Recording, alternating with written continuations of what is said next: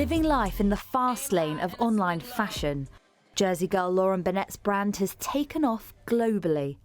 But life has not always been this easy. Lauren's youth was plagued by drug abuse after she began injecting heroin at the age of just 14. When you're sort of in your teenage years and you're finding it hard to fit in and you don't have great self-esteem, then you can, fall into addiction patterns for sure.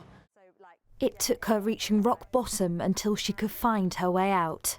I'd caused myself a severe head injury through an overdose, and the only way that they could treat that was in a hospital in London. So that was 3.5 years of reconstructive plastic surgery. While in London, she worked for a modelling agency and rubbed shoulders with many famous faces.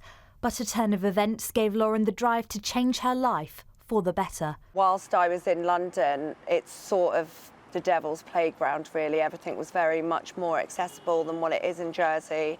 And I'd say that was sort of the height of my addiction times, really. It wasn't until I found out I was pregnant with my son that gave me the real motivation, and through him I learnt to love myself. After the birth of her first child, Lauren started her clothing boutique and wanted to help others.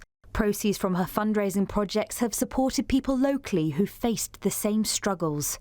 Lauren's supported us for around 7 or 8 years with various initiatives, from selling caps and giving the proceeds to Silkworth, to doing a boxing match and raising funds through fundraising there. She's a great advocate of recovery.